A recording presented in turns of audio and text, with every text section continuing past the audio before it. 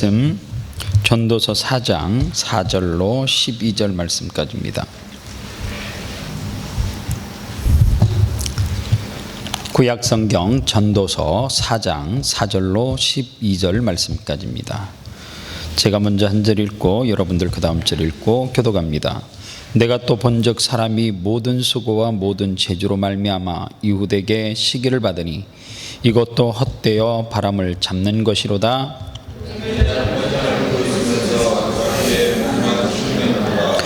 두 손에 가득하고 수고하며 바람을 잡는 것보다 한 손에만 가득하고 평온함이 더 나으니라. 어떤 사람은 아들도 없고 형제도 없이 홀로 있으나 그의 모든 수고에는 끝이 없도다. 또 비록 그의 눈은 부요를 족하게 여기지 아니하면서 이르기를 내가 누구를 위하여는 이같이 수고하고 나를 위하여는 행복을 누리지 못하게 하는가 하여도 이것도 헛되어 불행한 노고로다.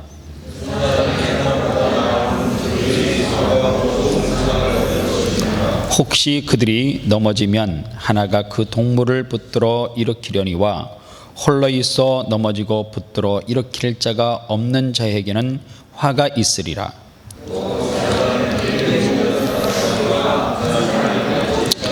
같이 봅니다. 한 사람이면 패하겠거니와 두 사람이면 맞설 수 있나니 곧 세 겹줄은 쉽게 끊어지지 아니하리라. 아멘.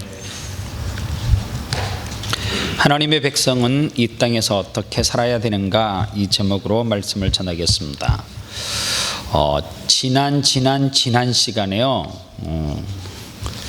찰스 베어드라고 하는 사람의 이야기를 했습니다. 찰스 베어드라고 하는 사람은 기독교 역사학자인데 기자가 그분에게 역사를 요약하고 정리하면 한마디로 뭐라고 말할 수 있습니까? 그랬더니 찰스 베어드는 역사를 정리하면 네 가지로 답을 할 수 있다, 그렇게 이야기하면서 첫 번째 역사의 네 가지 원리가 하나님이 어떤 나라나 인물을 멸시하고자 하시는 때는 반드시 그 사람이나 그 나라가 권세욕으로 날뛰고 있을 때라고 그렇게 이야기했습니다. 두 번째로 하나님의 심판의 맷돌은 아주 천천히 돌아간다, 그렇게 이야기했고, 셋째로 하나님의 계획과 의는 반드시 이루어진다. 그래서 하나님의 의가 이루어지는 방법은 우리가 생각하듯이 훌륭한 유능한 목사가 있어서 하나님의 계획과 의가 이루어지는 것이 아니라, 제가 예를 들어서 김일성이가 남한 쪽에 기독교가 복음이 확장되고 구석구석 들어가는데 혁혁한 공을 세웠다, 그런 이야기를 했던 거 조금 기억하시죠? 그리고 네 번째로 역사에서 추출해낼 수 있는 원리는 어두움이 깊어지면 깊어질수록 별이 또렷하게 보이게 되고, 별이 보이게 되어지면 해가 밝게 올 것이라고 하는 것을 알아야 한다, 그렇게 이야기했어요. 오늘 이렇게 어둡고 사회 정의가 이 부재한 세상 속에서 하나님의 백성들이 어떻게 살아가야 되는가, 하나님의 백성들이 살아가는 방법에 대해서 살펴보도록 하겠습니다. 첫 번째, 이 어두움 가운데서 첫 번째 우리가 살아남아야 돼요. 여기서 살아남는다라고 하는 말씀을 로마서 12장 말씀을 조금 이렇게 기억하시면서 좀 이해를 하면 쉬울 수 있어요. 로마서 12장은 어떻게 쓰여진 성경이느냐 하면 노예제도와 전제 왕권 아래 비극적인 보조리가 가득 차 있을 때에 로마 교회의 크리스찬들에게 주신 하나님의 메시지가 뭐냐면, 로마서 12장 말씀을 요약하면 무엇으로 무엇을 이기라고요? 선으로 악을 이기라, 그 말이에요. 여러분들, 선이 악을 이기기 위해서 어떻게 살아가야 되느냐? 선이 악을 이기는 방법은 첫 번째, 선이 이 악한 세상 속에서 살아남아야 돼요. 그 말은 무슨 말이냐면, 악한 세상과 싸우기 위해서 교회가 살아남아야 되는데, 살아있다라고 살아남은 것이 아니라 교회가 영적으로 뭐 해야 된다는 거예요? 깨어 있어야 된단 말이에요. 교회가 영적으로 깨어있지 않고 죽어있으면 선이 악을 절대로 이길 수 없습니다. 오늘 그래서 교회가 이 교회 안에 이 본질이 약해져 있는데 자꾸만 교회에서 무슨 일을 벌인다고 그게 뭐 대단한 역사가 일어나고 무슨 공로주의 아니면 무슨 업적 위주로 이게 교회가 아니라는 거예요. 여러분들 영국 교회가 왜 무너졌는 줄 아세요? 영국 교회가 무너진 것은 정리를 하면 선교하다가 망했어요. 깜짝 놀랄 일이죠. 선교했는데 영국 교회가 망했어요. 왜 선교하다가 망했는 줄 아세요? 영국 교회가 교회가 부흥되니까 그 가운데 믿음이 좋고 열심히 있는 사람, 열정이 있는 사람들을 전부 다 선교사로 뽑아서 다 보냈어요. 조금 은혜 받으면 선교사, 조금 뭐 충만하면 선교사. 그러다 보니까 교회 안에 인지의 90%를 다 선교사로 보냈어요. 그런데 뭐가 약하기 시작했어요? 남아있는 사람들이 약하기 시작하는 거예요. 뭐가 약해요? 충만한 사람은 다 밖에 있고 교회에 남아있는 사람들은 어떻게 해요? 영적으로 가장 약하고 무딘 사람이 남아있는 거예요. 그러다 보니까 가지도 않고 뭐 하지도 않아요? 기도도 안 해요. 그러다 보니까 교회가 약해지니까 선교사들은 무슨 힘으로 살아요? 교회가 기도해 주는 힘으로 살잖아요. 그런데 교회에 남아있는 사람이 영적으로 약하니까 기도 안 하는 거예요. 그러다 보니까 기반이 약해지니까 어떻게 해요?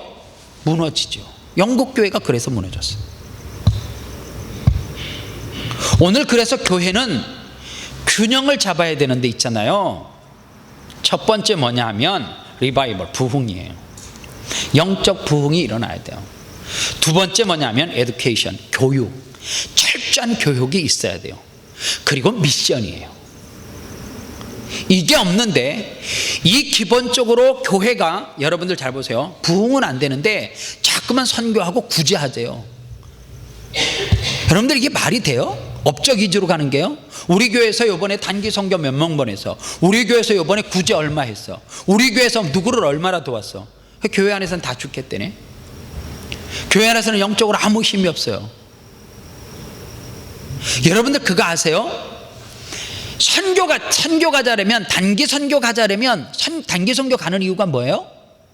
단기 선교는 뭐를 준비하는 거예요? 그곳에 가서 복음을 전하기 위해서 율동도 준비하고 문서도 만들고 그 다음에 그 나라 노래도 배우고 그 다음에 악기 모르는 거에서 악기를 배워서 그 나라 사람들에게 가르쳐주고 태권도를 가르치고 하잖아요. 뭐 때문에 하는 거예요? 복음 전하려고.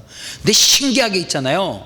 교회 안에서 부흥을 위해서 전도 갑시다 하면 이 사람들 딱 빠져요. 전도질 들고 여서 나가는 건 있잖아요. 무시해버려요. 전도 나 못한다는 거예요. 단기 선교 가자면 나 가요 그래요. 교회 안에서 부흥을 위해서 전도하러 갑시다 그러면 나 못하겠다 빠져요. 구제해요. 구제하는 데는 앞장서서 자기 얼굴 내밀어요. 전도하러 갑시다 그러면 안 해요. 교육합시다 그러면 안 해요. 그러니까 기반이 약해하니까 어떻게 해요? 무너지는 거죠. 여러분들 여기에서 선교 못하는 사람, 여기에서 전도 못하는 사람 선교제에 가면 선교할 것 같아요? 못해요. 여기에서 교육을 안 받는데 어디 나가서 교육을 어떻게 받아요? 여기에서 은혜가 충만하지 않는데 어디 밖에 나가서 은혜를 받는다 그래요? 다 가짜죠. 그래서 여러분들 꼭 우리가 알아야 될 것은 스스로 철저하게 자기 영적인 관리를 하지 않으면 마귀는요,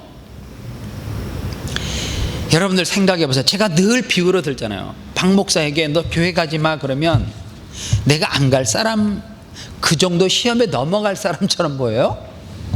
저한테 너 주일날 아파서 교회 가지 마라 그렇게 해보세요. 마귀가 저에게 아프게 했어. 저 목소리 안 나오다 그냥 서 있어요. 30분 동안.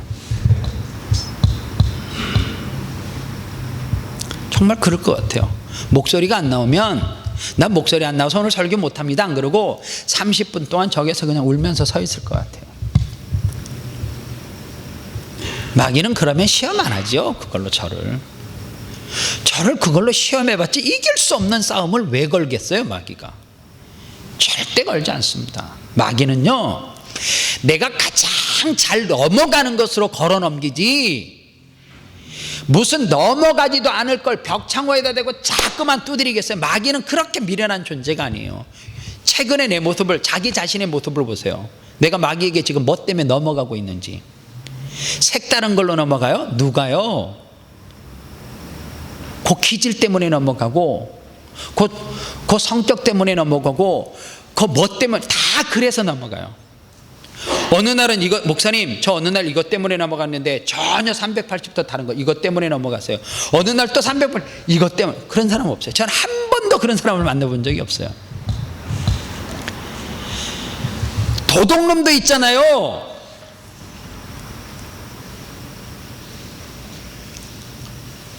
외고집이 있어요. 강간미수는 죽을 때까지 강간미수로 가고, 도둑놈은, 조세영이는 계속 도둑질하다 잡히지, 조세영이가 오늘은 도둑질하다 내일은 강간미수하다 그 다음에 살인미수하다가 그 다음에 폭행, 절대 아니에요. 죄가 그렇단 말이에요. 여러분들 한번 깊이 나 자신을 한번 돌아보세요. 전에 뭐 때문에 넘어졌어요? 지금은 뭐 때문에 넘어지고 있어요? 앞으로 뭐 때문에 넘어질 것 같아요? 그것 때문에 넘어져요. 그래서 여러분들 뭐가 중요하느냐, 내가 신앙에 있잖아요, 기본 균형이 부족하면 여러분들 왜 교제할 때 끼리끼리 붙어 놀아요? 아무것도 못 얻는데. 사기치는끼리 만나면 교도소에서 뭐예요? 사기 기술 배워 나오는 거 아시죠? 성도들도 마찬가지예요. 내가 이것이 부족하면 이것이 강한 사람하고 교제를 해야지, 내가 그 싸움에서 승리하지, 매일 내 편 들어주는 사람하고 밥 먹고, 내 편 들어주는 사람하고 전화하고, 내 편 들어주는 사람하고 같이 놀러 가고, 그러니까 매일 넘어지는 겁니다. 여러분들, 내가 어느 운동을 배우고 싶어요. 그거 잘하고 싶으면 누구한테 배우면 돼요? 그 운동에 프로 만나면 흉내내요. 맞아요, 아니에요? 농구 배우고 싶으면 우종필 집사님, 탁구 배우고 싶으면 누구요? 박 목사. 골프는 누구한테 가서 배워야 돼요? 아직 우리 교회는 배울 사람이 없어요. 노인구 집사님한테 가 배우세요. 테니스는 최이걸 장로님. 프로한테 가서 배워, 프로. 그런데 여러분들 깊이 한번 생각을 해보세요. 왜 내가 신앙생활 하면서 부족한데 내 편 들어주는 사람하고 교제해서 똑같이 넘어가십니까? 마귀는 그거를 이용하고 있는데, 마귀는 그걸 교묘하게 이용해서, 그래 네가 맞잖아, 네 편 들어주는 사람이 있잖아.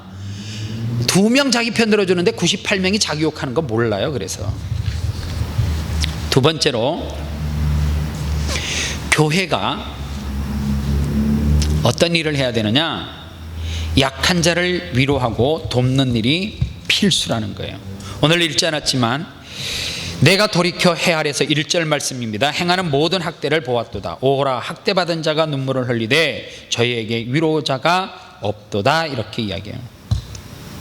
많은 사람이 학대를 받는데 누가 없어요? 위로자가 없어요. 그래서 성경은 위로자 하나님을 소개시켜 주는 거예요. 고린도후서 1장 3절로 4절에 보면, 찬송하리로다 그는 우리 주 예수 그리스도의 하나님이시오 자비의 하나님이시오 모든 위로의 하나님이시며, 하나님은 위로의 하나님이시대요. 마귀는 반대로 낙심케 해요. 그런데 하나님이 신기하게 해요. 성도를 낙심케 해요. 위로자 하나님인데 성도를 낙심케 해요. 목회자가 성도를 낙심케 해요. 그런데 우리가 잘 알아야 돼요. 마귀가 낙심케 하는 것은 뭐 때문에요? 파괴하기 위해서, 비생산적인 것을 만들기 위해서 낙심케 하는데, 하나님이 낙심케 하는 것은 뭐 하게 하기 위해서요? 낙심이 다른 말로 바꾸면 훈련시켜서 더 강하게 만들기 위해서 뭐 해요? 하나님은 우리로 하여금 낙심케 만들어요. 그래서 성도들 가운데 이런 성도가 있어요. 목사님 제가 뭐 틀려요? 그래요. 맞아요. 제가 봐도 맞아요. 그런데 이런 생각이 드는 거예요. 섭섭함이 들어온 거예요. 목사님 제가 틀려요. 그런데 하나님에게 물어봐요. 하나님 제가 틀려요. 그러면 하나님이 가만히 있어요. 왜요? 지금 훈련 가운데 낙심케 하고 있거든요. 그러면 하나님 앞에 소리치세요. 하나님, 내가 틀려요 소리쳐보세요. 하나님이 침묵하셔요. 왜요? 독수리가 새끼를 훈련할 때 어떻게 한다 그래요? 독수리가 둥지를 아무데나 이런 창문에 틀어요? 아니에요. 벼랑 끝에다 틀어요. 그리고 어느 때가 되어지면 어미가 먹이를 주다가 얘가 이제 나를 때쯤 되면 갑자기 있잖아요, 어미가 벼랑에서 자기 새끼를 꽉 내면 되잖아요. 그러면 이 새끼가 살라고 막 그 벼랑에서 날개짓을 막 하는 거예요. 어미는 그거 다 보고 있죠. 새끼에게는 뭐예요? 믿었던 애미가 나를 지금 벼랑 끝에다 떨어뜨려서 죽게 만드네요. 얼마나 낙심이 되겠어요. 그런데 땅에 닿기 전에 어떻게 해요? 애미 독수리는 그 새끼를 꽉 낚아채가지고 창공으로 쫙 치고 올라가요. 그리고 다시 어떻게 해요? 또 떨어뜨려요. 죽겠다고 날개짓을 막 해요. 어미는 처음에 떨어뜨렸을 때와 두 번째, 세 번째 떨어뜨렸을 때의 새끼를 유심히 관찰하죠. 그러다 어느 순간에 새끼가 스스로 땅에 닿기 전에 날개짓을 하면서 창공을 탁 아래로 나르는 것을 봐요. 그때 어미가 쫙 낚아채는 것이 아니라 앞장서서 창공을 향해서 쫙 올라가죠. 그리고 어떻게 해요? 같이 탁 떨어지는 훈련을 하는 거예요. 주님이 왜 우리를 낙심케 해요? 내 자녀인데 왜 우리는 자녀들을 훈련시켜요? 강하게. 내 자녀가 더 강한 자녀가 되게끔 하기 위해서 훈련시키잖아요. 그런데 자식이 부모가 그렇게 시키면 버려요? 안 그렇죠. 그래서 여러분들 죽을 만큼 하나님이 내버려 두지 않아요. 그런데 왜 자꾸만 사람 찾아요?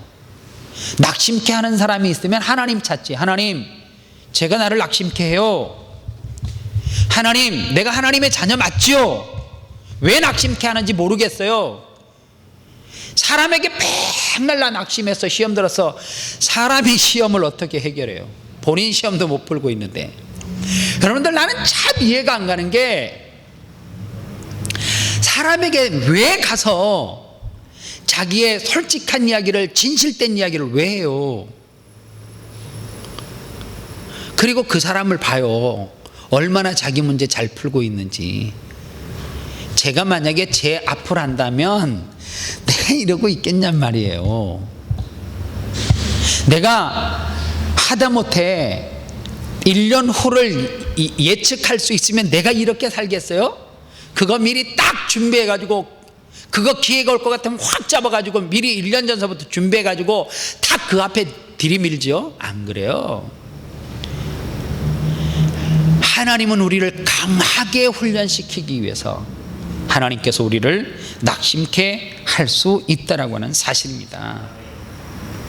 월남 이상재 선생님이 예수를 믿게 된 계기가 뭐냐? 독립운동을 하다가 감옥에 붙잡혀 갔어요. 여러분들, 죄 짓고 간 사람들도 억울하다 그러는 것이 감옥인 줄 알죠? 나 억울하다는 거예요. 왜 억울해요? 도둑질 한 거는 맞는데 나보다 큰 죄 지은 놈은 1년 형을 받았는데 나 1년 6개월 받았다 이거예요. 걔 죄가 크냐 내 죄가, 이러고 싸움하고 있다니까요. 그런데 독립운동하다가 잡혔으니까 얼마나 억울해요. 그런데 월남 이상재 선생님이 갇혀있는 감옥에 두루마리 같은 것이 있잖아요. 그 감옥 안으로 휙 던져졌다는 거예요. 너무 분이 나가지고 보지 않았대요. 하다가 할 일이 없어가지고 돌돌돌 말려가지고 던져진 거를 가지고 이렇게 펴보니까 그 속에 뭐가 쓰여져 있냐면 마태복음 5장 38절로 40절이 쓰여져 있대요. 억울해 죽겠는 이상재 선생님, 성경 한번 보세요. 마태복음 5장 38절로 40절입니다.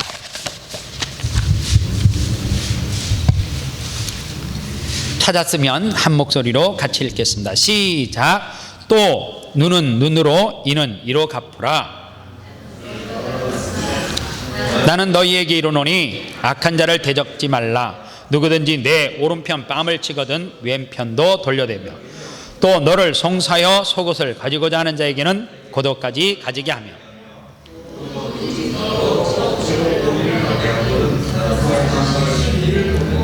아멘. 자, 여러분들 보세요. 억울해서 감옥에 가두켜 있는 사람에게 눈은 눈으로, 이는 이로. 그러면 이렇게 생각할 수 있잖아요. 그래 봐, 성경에도 이렇게 써 있지 않냐. 눈은 눈으로 갚고 이는 이로 갚으라 그러지 않나. 그 감옥에서 이 뿌득뿌득 갈아야 되잖아요. 나하고 너무 상황이 맞아요. 내가 억울하거든. 그런데 이렇게 나와 있으니까 나를 이 감옥에 넣는 사람을 보자 그래야 되는데, 이상재 선생님이 이건 말도 안 되는 무슨 그지백다구 같은 게 있어 이러면서 또 집어서 던졌대요. 그 다음날 또 할 일이 없거든요. 다시 봤어. 몇 날 며칠을 그래 봤다는 거예요. 월남 이상재 선생님은 이 성경 구절 마태복음 5장 38절 이하의 말씀을 보고 구원받은 사람이에요. 저는 이 말씀 가지고 구원받았다는 사람은 단 한 사람도 못 봤어요. 억울해 죽겠는데 이는 이, 눈은 눈, 귀는 귀, 코는 코 그런다고 쳐요. 그대로 갚아주라 그 말이에요. 성경은 이걸 누가 실천해? 이상재 선생님이 그러면서 이 말씀으로 구원을 받았어요. 여러분들 보세요. 역설적인 복음. 나의 무엇을 고치기 위해서 고차원적인 역설적인 것을 가지고 나를 변화시키고 바꾸시는 하나님 아니에요? 여러분들 지난주에 설교에 있잖아요. 야곱이 왜 바뀌어요? 외삼촌 라반을 안 만났으면 야곱은 절대 안 바뀌어요. 사기를 치다가 더 사기의 대가를 만나니까 그가 변화되고 바뀌더라는, 그게 역설적인 복음이에요. 오늘 하나님께서 저와 여러분들을 사랑하시기 때문에 그와 같은 환경을 허락하심에 뭐 할 줄 알아야 돼요? 감사할 줄 알아야 돼요. 이것을 여러분들 해결하지 못하면 보세요.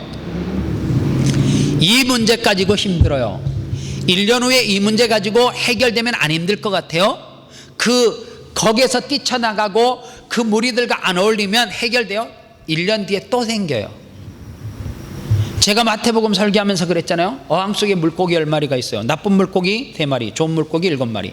좋은 물고기가 힘을 합쳐갖고 나쁜 물고기 3마리 드러냈어요. 그럼 7마리가 이제 행복하게 살 것 같죠. 또 뭘로 나눠요?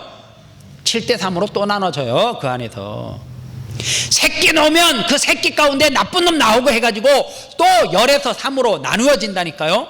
그럼 또 드러내. 계속 역사는 수레바퀴처럼 반복되는 거예요. 그럼 뭐 해야 돼요? 내가 강해지기 위해서, 내가 변화되기 위해서는 누구를 찾아야 돼요? 하나님 찾아야 돼요. 하나님.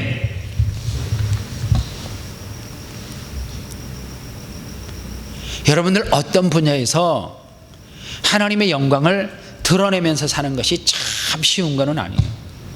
왜냐하면 말씀대로 살면, 내가 말씀대로 살잖아요. 반드시 사탄은 그렇게 살지 못하도록 만들어요.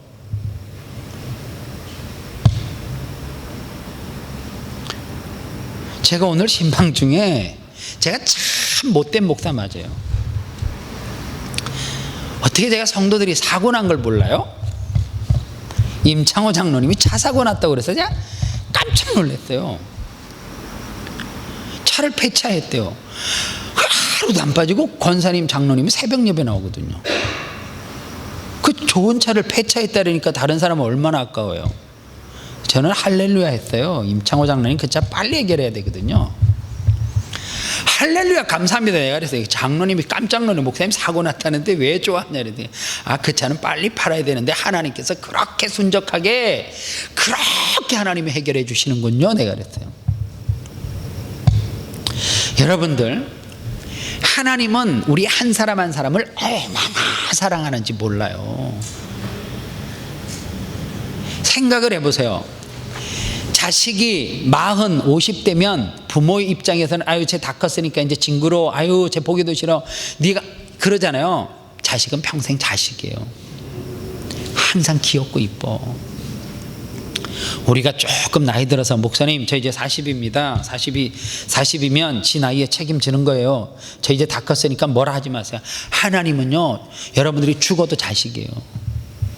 그래서 있잖아요, 자식이 정말 사랑하고 잘 되기를 바래요. 버리는 자식이 하나도 없다 그 말이에요. 그래서 우리가 마지막으로 깨달아야 될 것이 뭐냐면, 사람을 세우는 일에 전심전력을 다 해야 돼요. 영어로 말하면 네트워킹이에요. 사람을 얻어야 돼요. 누구를 얻어야 되느냐? 친구를 얻어야 돼요. 어떻게 얻어야 되느냐? 유대 속담에 친구 없는 사람은 오른손을 잃은 왼손과 같다, 그렇게 이야기했습니다. 친구를 얻으려면 어떻게 해야 되느냐? 역설적으로 누가 나를 오른쪽 뺨을 때리면 왼쪽 뺨 갖다 들이대면 돼요. 원수를 사랑하면서까지 친구 얻으려잖아요. 그게 성경의 논리예요. 친구 얻는 게 쉬운 게 아니에요. 너 친구 얻을래? 왼뺨 때리려면 갖다 들이대래요. 그리고 오른뺨 때리려면 또 갖다 들이대래. 원수지만 그를 사랑해서 얻을 수 있으면 원수 사랑하고 얻으래요. 그 말은 뭐예요? 손해 좀 보면서 사느라 그 말이에요. 예수 보면서, 예수 믿으면서. 여러분들 손해 안 볼라 그러면 그건 도둑놈이에요. 예수를 믿는 순간 손해를 봐야 돼요. 물질적인 손해 봐야 돼요.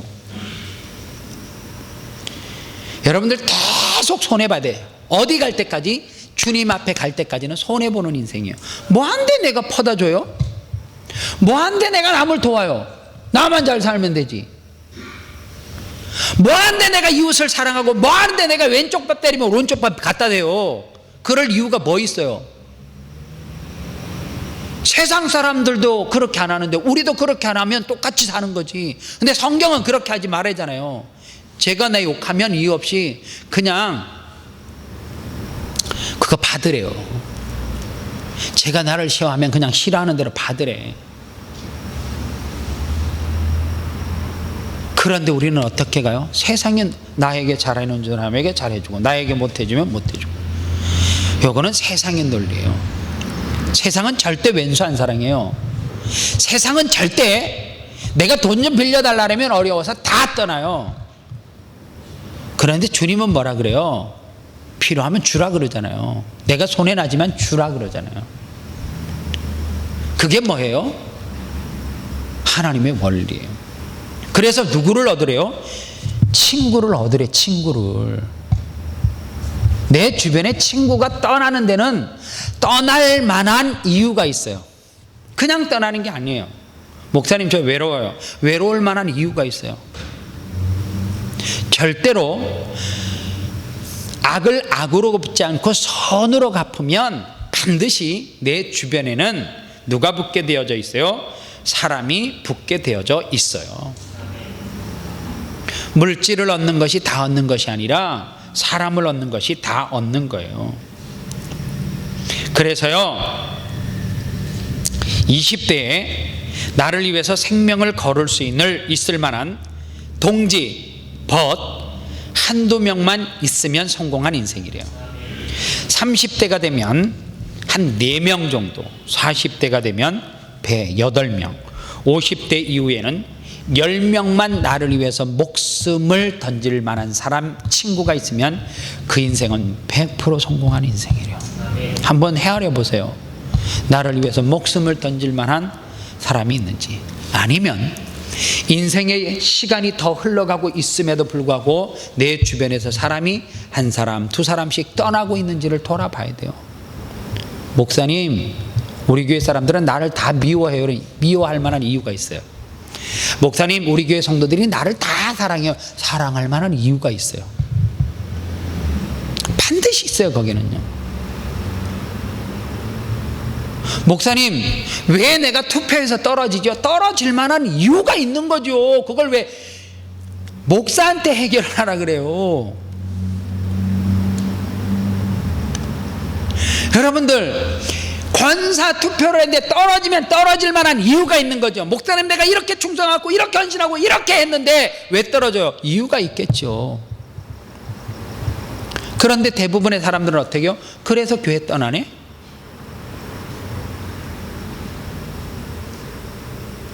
그럴 때 뭐 해야 되는데, 하나님, 제가 신앙생활 잘못하고 있는가 봐요. 열심히 한다고 했는데 친구를 잃었네요.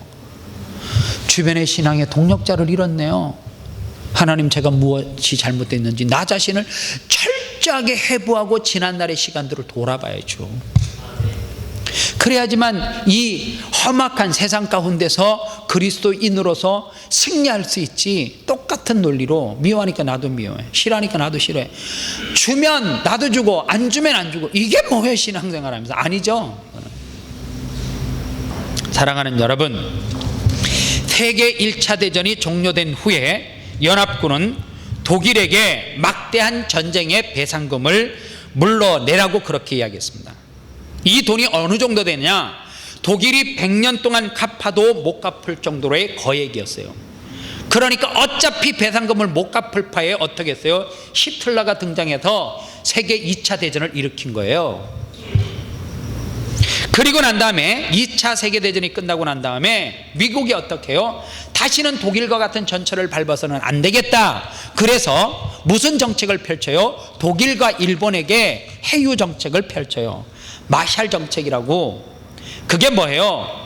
전령국, 그 나라에게 어떻게 하는 거예요? 그 나라가 회복하는 것을 도왔어요.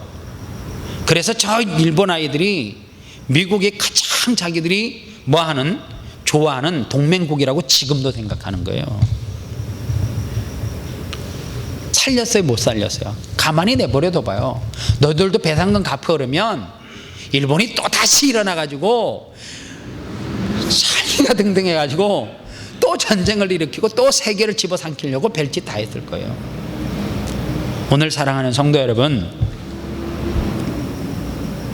친화력은 사람을 동화시키는 능력이 있습니다. 힘이 세상을 지배하는 것이 아니에요. 여러분들, 10월 1일은 무슨 날인 줄 아세요? 국군의 날 이렇게 이야기해요. 10월 1일은 국군의 날 아니에요. 10월 1일은 이제 시대가 바뀌어가지고 동성연애자들이 커밍아웃하는, 그래서 연자 행진을 벌이는 날이에요. 아시죠? 10월 1일이 시드니에서 많이 일어나잖아요. 예수 믿는 게 부끄러워요? 그놈들이 부끄러워요.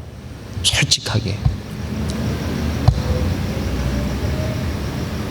그놈들이 부끄러운 거죠. 근데 걔네들은 커밍아웃해요. 우리는 어떻게 하고 있어요? 예수 믿는데 어느 교회 다니십니까? 직분은 뭡니까? 아이, 그냥 다닙니다.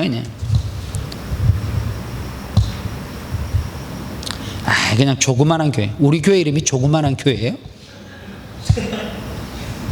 어느 교회? 저게 이런 사람이 있어요. 우리 교회 길가에 있는 교회라고.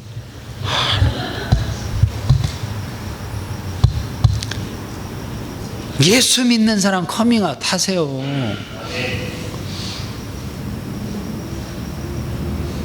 자랑하시고요. 어느 날 제가 기분이 되게 좋았어요. 어느 연세 많으신 목사님 조용히 저를 불러요. 왜요? 이랬더니, 박 목사님, 어느 분이 박 목사님을 칭찬하는데 1시간 2시간 입이 마르고 닳도록 칭찬하더래요. 누가 나 그렇게 칭찬했어요? 목사님 참 행복한 사람이라는 한테. 한 사람은 속으로, 나 그 사람 누군지 알아요. 축복했대. 하나님, 그 인간 축복해 주세요를 안 하고 그 거룩한 입을 축복해 주시고 목사를 저렇게 칭찬하는 분 복 덤탱이로밖에 하여 주시옵소서. 하루 종일 기분 좋더라고요. 여러분 생각해, 저를 1시간 2시간 칭찬할 게 뭐가 있어요? 없잖아요. 근데 그분은 방병복 목사를 잘 포장해 가지고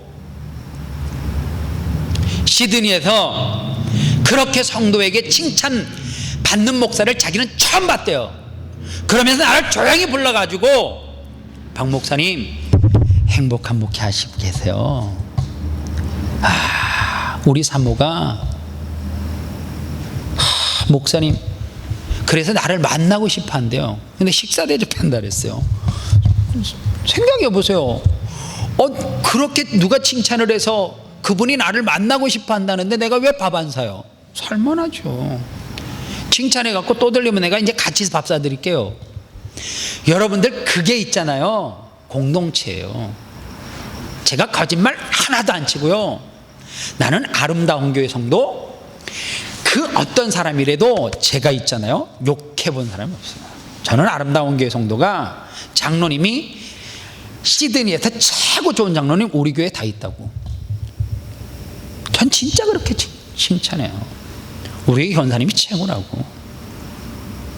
저는 우리 교회 사역자가 지금 최고 베스트라 그래요. 난 최고 좋다고. 그래서 심지어 이래요. 나는 회의를 안 해요. 회의를. 우리 교육자들하고 회의가 올까봐 그냥 너무 행복해가지고 알아서들 다 하니까 내가 왜 회의를 하냐고. 근데 회의 가끔 하면 토요일날 밥 먹는 것밖에 없다고. 그거 아세요? 우리 교회 오고 싶어하는 교육자들이 있어요, 시드니에. 난 지금이 최고 베스트거든. 너무 행복하고 좋거든요. 여러분들 교회에 대한 프라이드가 있고요. 정말이에요. 예수 믿는 프라이드가 좀 있고 내가 하나님의 자녀라고 하는 좀 프라이드가 있으면 여러분들 이 험악한 세상 가운데서 승리할 수 있어요. 제가 오늘 이 말씀을 준비하면서 준비한 찬양이 있어요. 이 찬양 오래전에 우리가 불렀던 찬양인데 똑바로 보고 싶어요 라고 하는 찬양이 있습니다. 여러분들 연세 조금 있으신 분들은 아시죠? 이 찬양 가사를 하나하나 생각하면서 같이 찬양하도록 하겠습니다. 똑바로